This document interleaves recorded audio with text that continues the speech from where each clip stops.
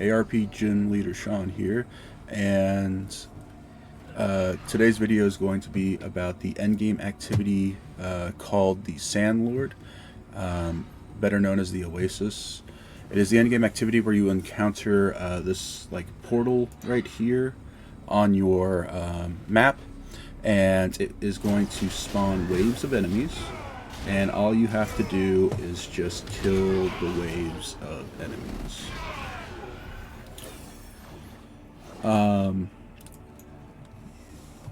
You can tell if the map contains this event by this symbol right here on the top right. This is the Oasis, okay? And these are Oasis coins. So basically you do this little portal event to get those coins. However, monsters on the map also will drop Oasis coins as well.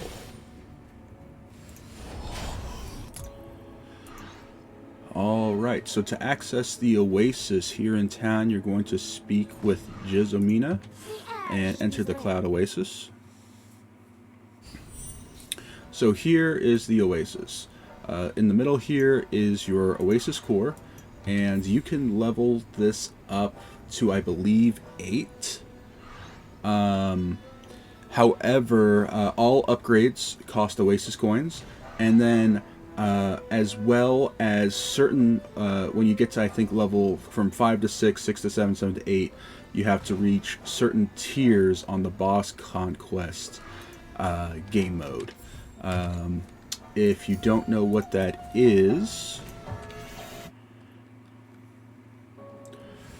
this symbol right here on the top left, you click Boss Conquest. As you see, my highest rank is 955 this season. If you look at the rankings, you have people who have like gotten into the thousands, like roughly 3,000.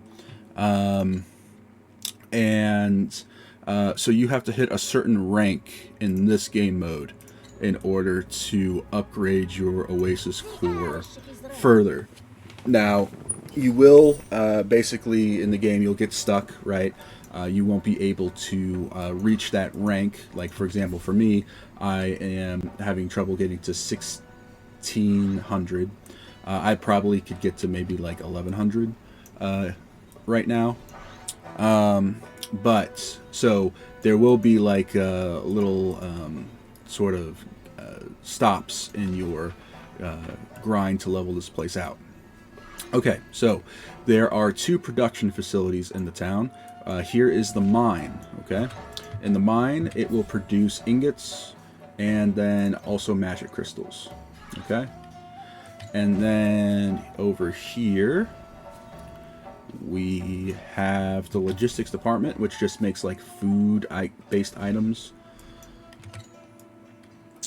And then over here is your worker manager. This is to dismiss workers. Like, for example, let's see, batch dismissal. So yeah, like all these purple workers I don't need. So I could just dismiss them, and when I dismiss them, I get a little bit of Oasis coins. So that is just for dismissing workers, so you don't just have a bunch of like workers that aren't doing anything. Last place, and this is the most important, is your port, okay? In the port, you have airships and you have gliders, okay?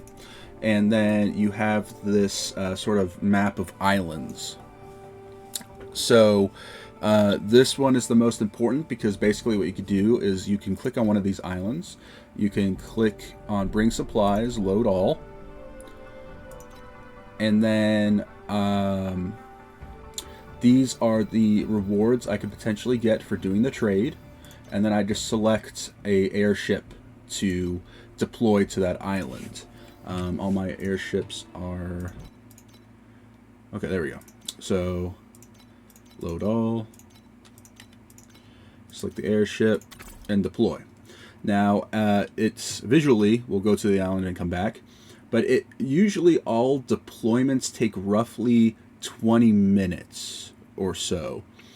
So basically what you could do is you deploy your 4 airships and you deploy your gliders, and then you just play the game, and you come back every 20 minutes to get the rewards.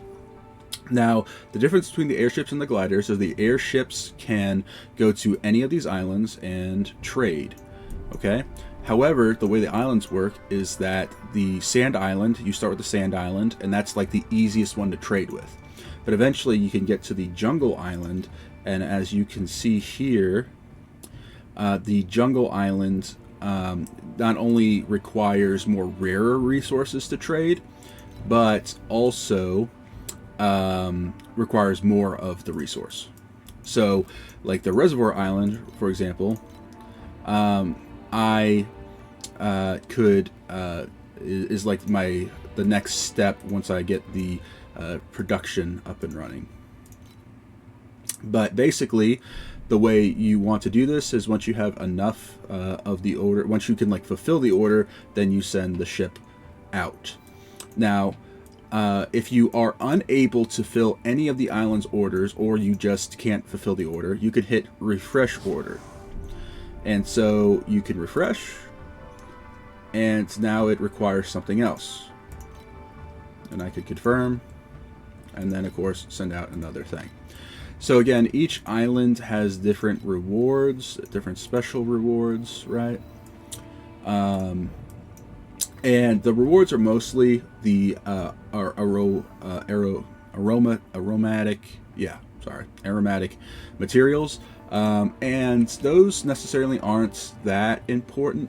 But if you look here, when I settle it and when I get my rewards, like I got some flame sand, random, legendary, and that's it.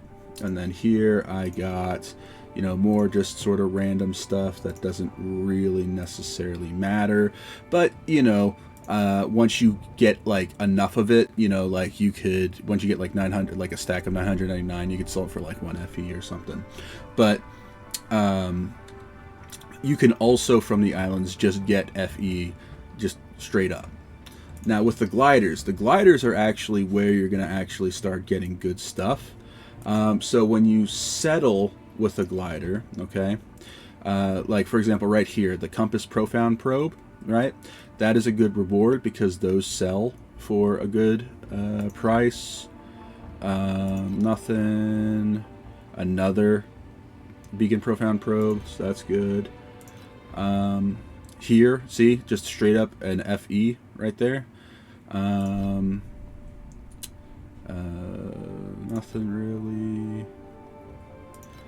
And another beacon. Inventory full. Okay, so basically, the thing with the gliders, right, is that they will be sent out to these treasure stashes, okay? And as you level up your oasis, the treasure stashes increase in level as well.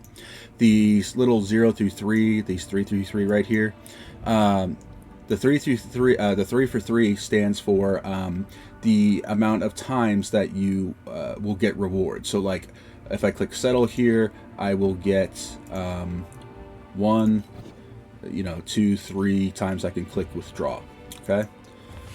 I'm going to just open up some inventory space. Okay, so hopefully one of these gliders will activate an event. That's not the event I want.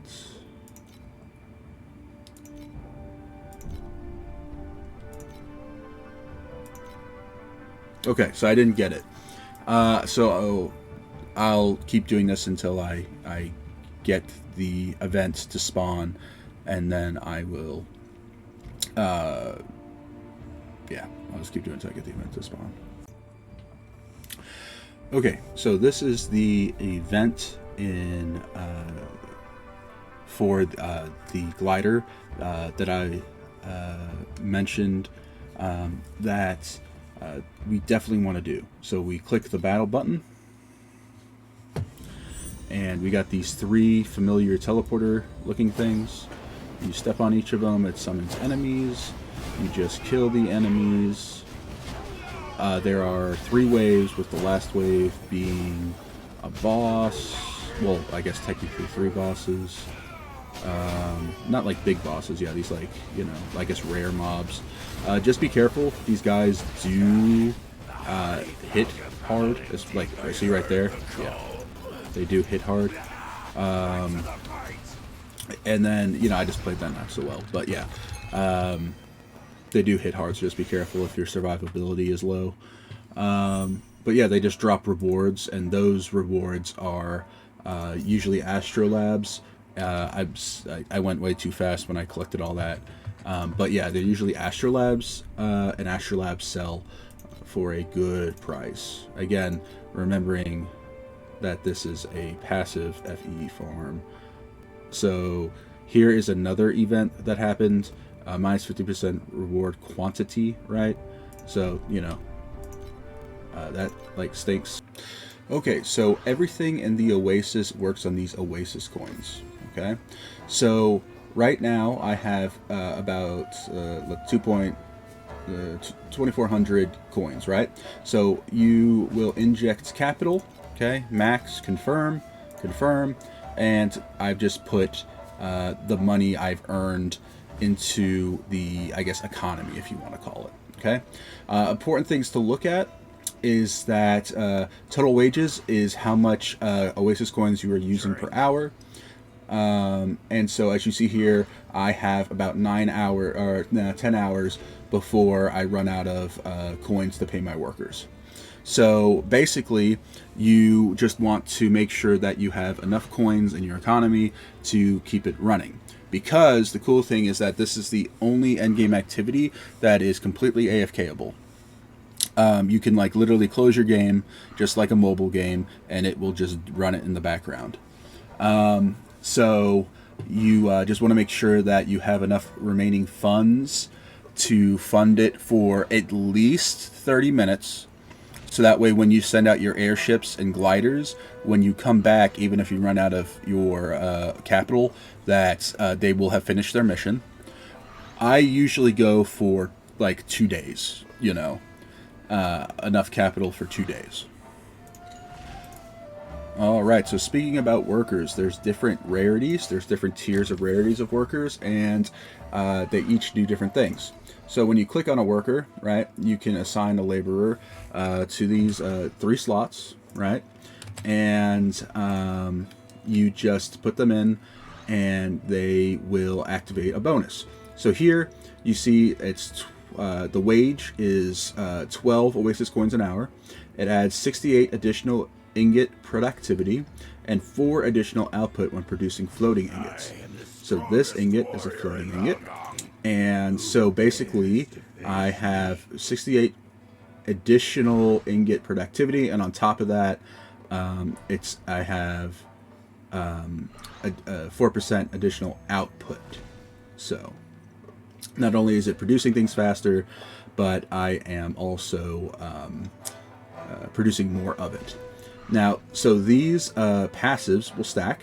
So usually I will stack a passive. I don't know if that's like the best method or anything, but for me, I just stack additional output. And then the big thing is just making sure that you see how it says floating ingots. This is a floating ingot, right? This is a quicksand ingot, right? So you want to make sure you're equipping your workers that give a bonus to a certain resource for that resource. Okay, so and then, like I said, there's different tiers of rarities. You can get purple, you could get orange. I don't know, honestly, what the letters stand for.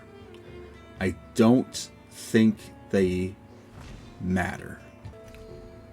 The only difference that I know is that for the A tier workers, their wages are less. So it seems that the way it is that the tier is actually more important than necessarily the letter grade. But either way, you just want to make sure that you're assigning the worker to the appropriate resource. Now, the only workers that I would definitely recommend that you have to use and get are right here. For your gliders, you definitely 100% want the chance for a surprise event to occur during raids. This means that during your raid, there's a chance that a thing will pop up saying, oh, this event happened, which could double your rewards, it could decrease your rewards. It's just like a random event. And the random event you want is the one I showed you earlier, where you are fighting just waves of enemies and it drops all these rewards, because those rewards sell for a lot of FE. Just remember again that this is an endgame activity to passively get FE. It's not like going to be something that you actively do, and it's not going to be something that you get like a big ticket item that sells for a lot. Okay, so last thing is the Void, is the Sandlord talent constellation itself. So what points should you put into it? Well, first off, you're going to want this top line for a 100% chance to spawn the event in the map. If you can omit all these points, if you just use a compass, if you have the FE to fund that, you could just use compasses. And that saves you a lot of points. Here, this line is for additional waves of enemies to appear. So every time you defeat a wave, I think it's a minimum of 3 waves, there is a chance to spawn additional waves. This line here is this line, and then this bottom line. These two is just a chance to spawn a special type of enemy that drops more coins. And then this one is that the coins that are dropped have a chance to replicate. But, however, the enemies that spawn take negative 60... No. It requires more damage to kill them. So out of all of these nodes, the one I recommend to take is, of course, the 100% chance for it to spawn if you are not using a compass, and then additional waves. Everything else doesn't necessarily matter that much, because, again, this is a passive FE farm, and really you just need enough coins to make sure that your workers are still working. So when you're first starting out, like you're doing your, grind from T0s to T7-0, and then even in T7-0 for a little bit, you're gonna want 100% chance for these to spawn until you get enough capital, and then after that you just use compasses. Like a compass, the compass for this is relatively cheap, so usually I'd say like 5 compasses, you're going to get enough currency, even without even any of these nodes selected. You'll get enough currency to fund your workers for like a day or 2. So again, you don't necessarily need to even put any points into any of this to do this activity, which is unlike a lot of the other activities that the more points you put in, the better like the rewards. Now, what are some other Void talents that I would use? You could use basically, anything. Again, because this is just like something that you're going to really use a compass for. But in the beginning, I would recommend possibly using like the war activity, the war talent, and going to get 100% chance for this to spawn, because that's just going to allow your character to clear the map faster.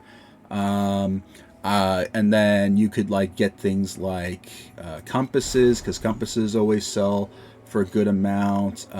The frozen canvas to get the snow paper fragments, those sell.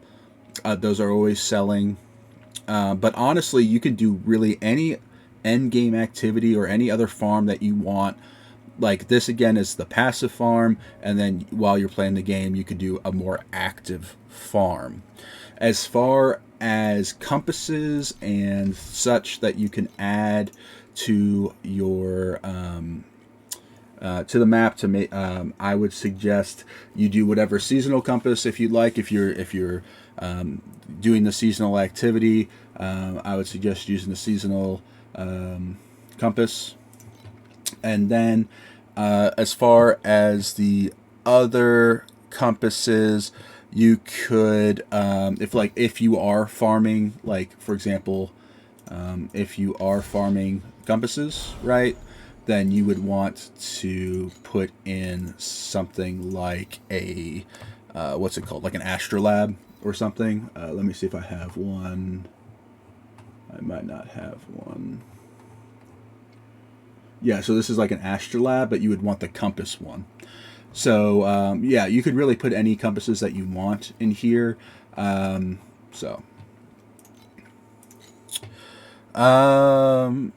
yeah, so that is about it for the Sandlord endgame activity. Again, it is just one of the best passive AFKable FE farms in the game because you just simply have to earn enough coins to keep the thing running. So basically, if you're doing this, every 20 minutes you're in the game, give or take, go back to your Oasis. There will be a notification that pops up. I don't know if you, in the video so far that I've recorded if something's popped up or not. But you will get a notification when your gliders and airships return to base, and you just go get the rewards, send them out again, and just repeat. So I hope this video was informative and helps sort of just like kickstart your sort of end game grind to get FE.